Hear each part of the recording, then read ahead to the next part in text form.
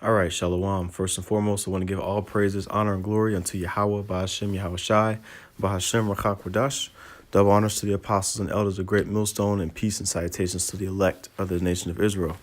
All right, and this lesson is going to be breaking down Psalms, the 15th chapter, which the more I paid attention to detail on this chapter, the more heavy I realized that it is. It's short and sweet and to the point, so I brought this out. This will be an edifying lesson. All right, so this is a Psalm of David. I'm going to start at verse 1. It says, Lord, or Yahweh, who shall abide in thy tabernacle? Who shall dwell in thy holy hill? And the answer to that is the elect. Now, the tabernacle, the Lord, first of all, so the Lord actually has ordained a day for us to worship, or I should say, a day for us to observe the Feast of Tabernacles. And we're made to dwell in tents that we make to remind us that we were dwelling in the wilderness for 40 years. And that's in the scriptures. That's one of the high holy days that we ought to observe. Now, a tabernacle is essentially a house or a place of shelter or refuge. Now, I'm going to get a couple of scriptures, a couple of precepts here. All right, just to kind of go into the tabernacle aspect. So let me see, Psalms chapter 43 and 3. It says, send out thy light and thy truth. Let them lead me. Let them bring me unto thy holy hill and to thy tabernacles. All right. Now, verse 1 in Psalms 15 and 1, it talks about the holy hill and it talks about the tabernacles. And the holy hill represents Zion, all right, which represents Judah, which is the head tribe of the nation of Israel. Now, when you go into the tabernacles, all right, basically the scriptures say that the Lord's name is a strong tower, all right, but the tabernacle, is like I said, that's the house of the Lord, that's the building of Yahweh Ba'ashem Yahushai, the body of Yahweh Ba'ashem Yahushai. So if we go back here, all right, because when you go, first of all, I'll stay in this scripture real quick actually, because there's a couple more verses. But when you go into the truth, it says, "Send out thy light and thy truth." We're proclaiming the truth out on the highways and byways, and it's actually bringing those that hear the words of those who have the truth, which are the men of the Lord. It's actually bringing them to the holy hill and to the tabernacles of Yahweh Ba'ashem Yahushai, because the camps are likened unto the altars of Yahweh Ba'ashem Yahushai, where we offer up the spiritual sacrifice of glorifying His name amongst and proclaiming His name amongst the people. All right, so actually that's it. That's it on that on this verse, on this chapter. So I'm gonna go back to Psalms 15. Okay. It says, so it's a question: who shall abide in thy tabernacle, and who shall dwell in thy holy hill? Okay. Another scripture, let me get going into the holy hill, is Psalms 132. And I just wrote these scriptures down, as I was going into it. Psalms 132 and 13. It says, "For Yahweh hath chosen Zion. He hath desired it for his habitation." All right. And so this is, like I said, oh, by the way, we're going to get this word Zion, by the way. In the Hebrew is Tzayawan. Okay. As you can see right here, as soon as it loads. Okay. Right there at the top left of your screen, you can see right there, it says Tzayawan.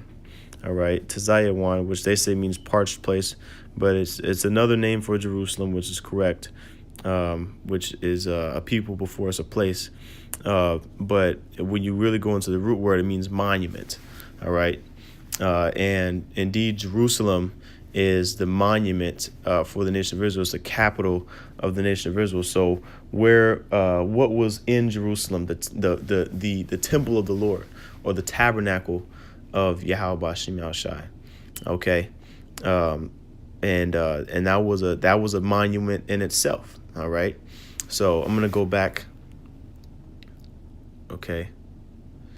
Go back to the scripture, Psalms 132. All right. And 13. It says, "For Yahweh hath chosen Zion.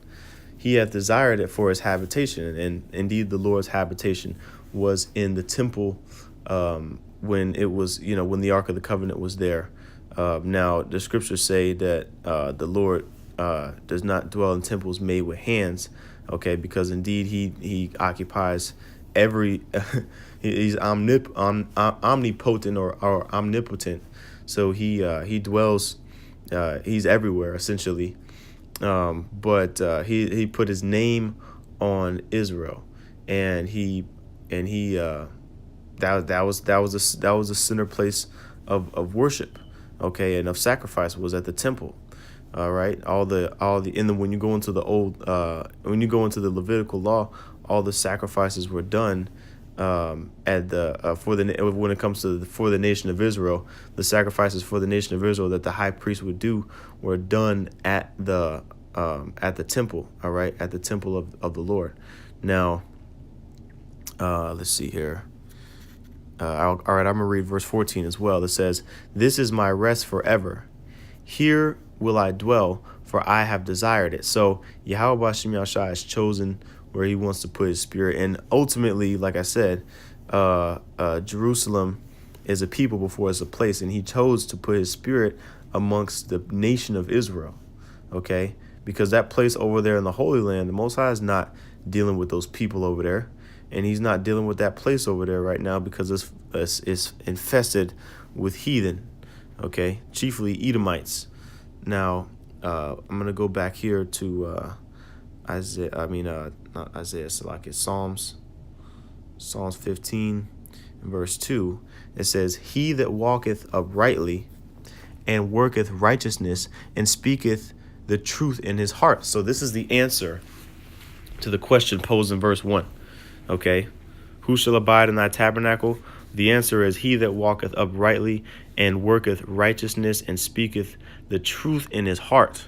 All right, you don't want to have a heart that is speaking lies and vanities, because out of the heart is where the things that you speak come from. It comes out of your heart.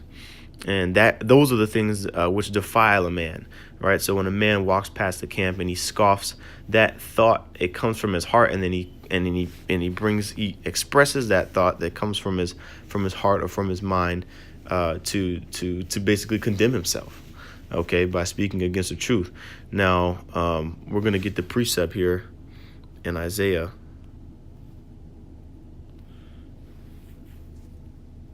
All right, this is Isaiah chapter 57, verse 13. It says, "When thou criest, let thy companies deliver thee, but the wind shall carry them all away. Vanity shall take them." Here's the point. "But he that putteth his trust in me shall possess the land and shall inherit my holy mountain." Okay, now this is going into when the first part of the verse, I should say, is going into how our people would cry after other nations to save us from a nation that was coming against us at that time, when really we should have been turning to the Most High. And it says the wind shall carry them all away, right? Because we're not supposed to be trusting in these other nations to deliver us, okay, from anything. All right, we trust in Yahweh B'Shem Yahushua, right? That's why it says in the second part of the verse, "But he that putteth his trust in me shall possess the land and shall inherit my holy mountain." Okay, and that's ultimately what we want, man. We want the kingdom. Okay, we want the kingdom of Yahweh B'Shem Yahushua to be established on the earth, and we want to rule it in righteousness. So that's why we're doing this work. Okay, going back here again to Psalms 15 and 2. It says, "He that walketh uprightly and worketh righteousness and speaketh the truth in his heart." Okay. Next scripture I'm going to get is in Psalms chapter 37 and 34. These are all just precepts, So it says, Psalms 37 and 34, "Wait on Yahweh and keep his way, and he shall exalt thee to inherit the land. When the wicked are cut off, thou shalt see it." And we're going to see the land we're going to see the land in righteousness. We're going to see all those things that we desire to see on this side when Yahushua comes to return, and he sets himself. Well, first of all, the Most High sets up Yahushua, which in turn the elect are going to be set up as joint heirs, rulers in the kingdom. All right, so all the things that we desire to see on this side, we're going to see in the kingdom when it comes to, the recompense of all of Esau's treacherous acts that he's done towards us. So going back to the topic at hand, Psalms 15. All right. And so those really those last two precepts are going into the first verse. Those are all precepts of the first verse. All right. So we're going to go to verse 3. It says, he that backbiteth not with his tongue, nor doeth evil to his neighbor. It says, nor taketh up a reproach against his neighbor. Okay. And backbiting is basically like backstabbing. All right. I'm going to go into that word backbite. Let me see. He that backbiteth not with his tongue, talking smack behind another person's back. Slander right here. Perfect. A talebearer, slander. Okay. Spy. But really a slanderer, man. Okay. Because, slandering the men of the Lord is probably not the best thing that you should be, the smartest thing you should be spending your time with doing. But if you end up doing it, there's a consequence for that. All right. This is Proverbs chapter 10, verse 18. It says, he that hideth hatred with lying lips, and he that uttereth a slander is a fool. Okay. And so if you are hiding your feelings or emotions that you have towards a brother, especially, but really anybody in general, this well, I'll say, because we do to a extent, we control ourselves and we act seasoned when we're around Edomites. Okay. And, we hide our hatred there. But talking about towards a brother, that's a serious problem if you're doing that, having malice and things of that nature in your heart against your brother, and you hiding that, and you're not addressing it. Yeah, then that's a problem. Okay. And then you turn around and you start slandering and murmuring. Okay. Well, you're a fool, man. The scriptures say it right here. Okay. So that's the point on that. All right. So definitely not a man that's doing that. He will not be inheriting the Lord's holy hill if he makes that a common practice. All right. Verse 4, it says, in whose eyes a vile person is contemned. But he that honoreth them, but he honoreth them that fear Yahweh. He that sweareth to his own hurt and changeth not. So a vile person is like a wicked person, an evil person. All right. In our eyes, he's despised. He's worthless. Okay. That's what that word contemned means. It basically means to be despised, vile, worthless. Okay. It says, but he honoreth them that fear Yahweh. So the Most High honors those that fear him. Okay. And this last part of here, it says, he that sweareth to his own hurt and changeth not. Now that right there, I actually have a precept for an example. So I'm gonna go to Judges. As soon as I read it, the scripture popped up in my head. So go ahead and pull it here. Judges 11, and it's the point is a little later on down, but you kind of have to get the context in this one. So I'm gonna just read through it. Judges chapter 11 and 29. It says, then the spirit of Yahweh came upon Jephthah, and he passed over Gilead and Manasseh, and passed over Mizpah of Gilead, and from Mizpah of Gilead he passed over unto the children of Ammon.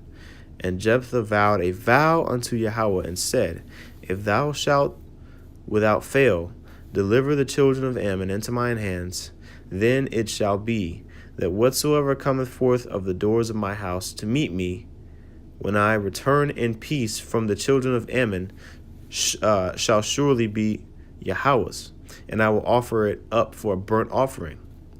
Okay. Long story short, he ended up slaying the Ammonites. Okay, he subdued the children or the sons of Ammon.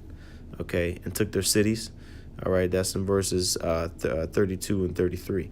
All right, verse 34 is where the point starts. So it says, and Jephthah came to Mizpah unto his house, and behold, his daughter came out to meet him with timbrels and with dances, and she was his only child. Beside her, he had neither son nor daughter. Now, keep in mind, he vowed a vow to the Most High, saying, the first thing that comes forth out of my doors to meet me out of my house when I return home, I'm going to offer it up for a burnt offering. And so, what did Jephthah do? He didn't say, well, I didn't mean my daughter. The Most High put the spirit on his daughter to go out there and meet him first. It could have been an ox or a dog or whatever, okay, that met him first, but it was what? It was his own daughter, man. Jephthah's own daughter. And so he was very sad, but he had to go ahead and do it. He ended up offering her up, and that is a high level of integrity. Now, this is not a practice to offer up your children for sacrifice, but the point is made. When you make a vow, man, you don't change it. It says, he that sweareth to his own hurt. All right, and this is why it's best not to swear and vow a vow unto the Most High unnecessarily, because you're gonna be tied by that. You're gonna have to, according to the law, you're gonna have to complete that vow. All right, and it's also too, man, why when we come into the truth, and you start catching hell, that you look at it as, oh man, I came into this truth to my own hurt, and then you start getting disenchanted because you stop believing. That's a weak spirit to have, man. We're supposed to have a spirit of endurance unto the end. All right. So like Jephthah, he said, you know what, man, I'm gonna follow through. I'm gonna be a man of my word. Okay. So the next scripture, well, we're gonna read in verse 5. And then get some precepts on that verse. So it says, Psalms 15:5, he that putteth not out his own money, I'm going to read this again. He that putteth not out his money to usury, nor taketh reward against the innocent, he that doeth these things shall never be removed. Now, you got in the law, once again, matter of fact, let me just go to it. Okay. Once again, in the law, you have a commandment saying not to collect usury, which we'll go into the word Exodus 22 and 25. If thou lend money to any of my people that is poor by thee, thou shalt not be to him as an usurer, neither shalt thou lay upon him usury. Now, let's go into that word usury and see what the word usury means. Okay. All right. So the word is in usury is nashak, which is interest. All right, interest, like how Esau charges you interest when you finance a car or a house, or you late on your credit card payment. He charges you interest, daily interest, okay, yearly interest, whatever you want to. It's still interest that Esau charges you, okay, and we ought not to charge our brothers interest, man. For if we lend them $100, we shouldn't be counting the days until he give us back the $100 and say, oh, really, Ak, you owe me $105. That's a false balance. You gave him $100, he owes you $100 back. But Esau, he westernization, man, it got the game all messed up, man. All right, but that's the point. And then I'm gonna read the second part of that verse in Psalms 15. Okay. It says, he that Salakia. It says, he that putteth not out his money to usury, nor taketh reward against the innocent. Now we have an example of a man that took reward against the innocent, which he's commonly known as one of the biggest traitors in the scriptures, none other than Judas Iscariot. Okay. And so I'm going to read this here. Matthew chapter 26 and 14. It says, then one of the 12, called Judas Iscariot, went unto the chief priests and said unto them, What will ye give me? And I will deliver him unto you. And they covenanted with him for 30 pieces of silver.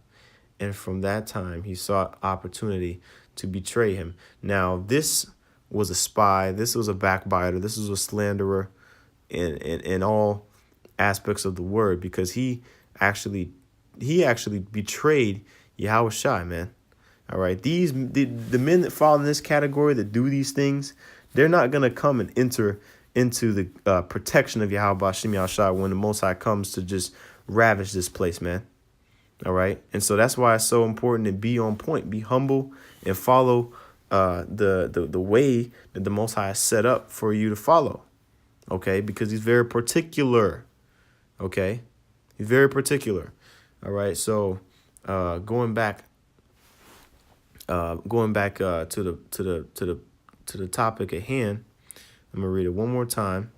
Psalms 15:5. He that putteth not out his money to usury, nor taketh reward against the innocent, he that doeth these things shall never be moved. All right. And I ran across this scripture when putting this lesson together, and it really brought it home. So I'm gonna end it on this. All right. This is Micah chapter 7, verse 8. It says, Rejoice not against me, O mine enemy. When I fall, I shall rise. When I sit in darkness, Yahweh shall be a light unto me. And, that in itself should keep us going. Okay. Every time we get down in the spirit, or every time that it looks like it's over for us, okay, we call upon Yahweh Shem Yahushai, and he's going to deliver us, man. Okay. But we have to call upon him in faith, because that's why Jake fall out. They lose faith. They lose patience. Okay. We have to maintain these things. Okay. So, hey, I brought this out. This is an edifying lesson. With that, I want to give all praises, honor, and glory unto Yahweh, Ba'ashem Yahushai, Ba'ashem Rachak Wadash. Double honors to the apostles and elders of Great Millstone, and peace and salutations to the elect.